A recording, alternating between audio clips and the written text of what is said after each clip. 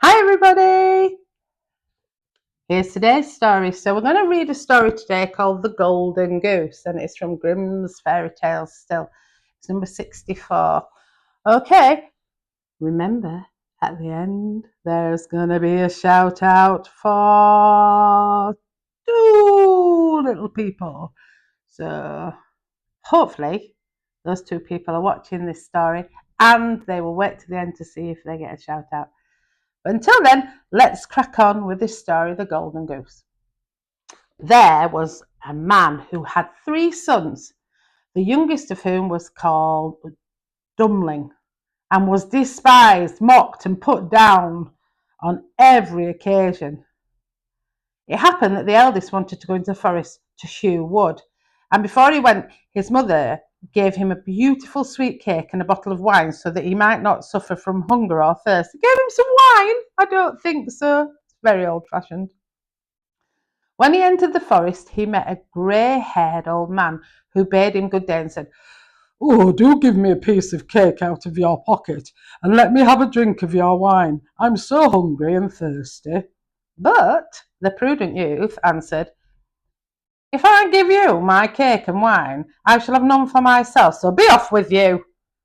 And he left the man standing and went on. But when he began to hew down a tree, it was not long before he made a false stroke, and the axe cut him in the arm, so that he had to go home and have it bound up. He needs to put a big plaster on it, I think. And this was the little grey man's doing. Oh, okay. After this, the second son went into the forest, and his mother gave him, like the eldest, a cake and a bottle of wine. Not sure about this giving him a bottle of wine thing. A bottle of water would do. The little old grey man met him likewise and asked him for a piece of cake and a drink of wine. But the second son too said, with much reason, "What I give you will be taken away from myself, so be off with you." And he left the little man standing and went on. His punishment, however, was not delayed, and when he'd made a few strokes at the tree with the axe, he struck himself in the leg, and he had to be carried home. Oops. Then Dummling said, "Father, do let me go out and cut wood." His father answered, "Your brothers have hurt themselves by it. Leave it alone. You do not understand anything about it." But Dummling begged, "Oh, go on, let me, go on. Go on, let me. I want to go cutting wood." So, "Just go then. You'll get wiser by hurting yourself." His mother gave him a cake made with water and baked in cinders, and with it a bottle of sour beer. Oh, I don't think his mum likes him very much. When he came to the forest, the little old grey man met him likewise, greeted him and said, "Give me a piece of your cake and a drink of your bottle. I'm so hungry and thirsty." Dummling answered, "Well, I've only got cinder cake and sour beer. If that pleases you, we'll sit down and eat together." So they sat down, and when Dummling pulled out his cinder cake, it was a fine sweet cake, and the sour beer had become beautiful, good wine. So they ate and drank, and after that the little man said, "Since you have a good heart and you're willing to divide what you have, I will give you good luck. There stands an old tree. Cut it down, and you will find something at the roots." Then the little man took leave of him. Dummling went and cut down the tree, and when it fell, there was a goose sitting in the roots with feathers of pure gold. He lifted her up, and taking her with him, went to an inn where he thought he would stay the night. So that's like a hotel. He's going to stay in a hotel. Now the host had 3 daughters who saw the goose and were curious to know what wonderful kind of bird it might be, and would have liked to have one of its golden feathers. I bet they did. The eldest thought, "I shall soon find an opportunity of pulling out a feather." And as soon as Dummling had gone out, she seized the goose by the wing, but her finger and hand remained sticking fast to it. The second came soon afterwards, thinking only of how she might get a feather for herself, but she had scarcely touched her sister than she was stuck to her. At last the third came with the same intent, and the other girls screamed out, "Keep away, for goodness sake, keep away, keep away." but she didn't understand why she was to keep away. The others are here, she thought. I may as well be here too, and ran to them. But as soon as she touched her sister, what happened to her?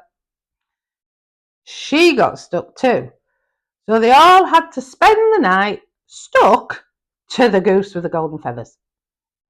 The next morning, Dummling took the goose under his arm and set out, without troubling himself about the three girls who were hanging on to it. They were obliged to run after him continually, now left and now right, just as he was going. In the middle of the fields, the parson met them, and when he saw the procession, he said, "For shame, you good-for-nothing girls! Why are you running across the fields after this young man? Is that polite? Is that seemly?" At the same time, he seized the youngest by the hand in order to pull her away. But as soon as he touched them, he stuck fast. So he then had to run with them. So you can imagine now, you've got Dummling at the front with his hen, with its golden wings. You've got three girls and a vicar, a parson they're called, all walking and running behind. Before long, the sexton came by and saw his master, the parson, running behind the three girls. He was astonished at this and called out, "Ho, your reverence! Where do you go so quickly? Do not forget that we've got a christening to do today." And running after him, he took hold of him by the sleeve. But what happened? You've guessed it. He got stuck onto him. While the five was trotting one behind the other, two labourers, like farm labourers, came with their hoes from the fields. The parson called out to them and begged that they would set him free and the sexton free, because they got to go and do a christening, hadn't they? But they had scarcely touched the sexton when they were held fast, and now there were 7 of them, all running behind Dummling and the goose. That must have been quite a sight. Soon afterwards he came to a city where a king ruled who had a daughter who was so serious that no one could make her laugh. There are some people who are very serious who don't laugh, but I like to laugh. So he had to put forth a decree that whoever should be able to make her laugh could marry her. When Dummling heard this, he went with his goose and all her train before the king's daughter, and as soon as she saw the 7 people running on and on, one behind the other, she began to laugh quite loudly, as if she would never be able to stop. What a sight! Upon this, Dummling asked to have her for his wife, and the wedding was celebrated. After the king's death, Dummling inherited the kingdom and lived a long time contentedly with his wife. Wow, there you go. That's a new story on me. Anyway, we're going to dedicate that story to Hugo and Isla. I'm not sure if Isla's big enough yet to understand that story, but she will be when she's older, but Hugo definitely can. So have a good day. Bye.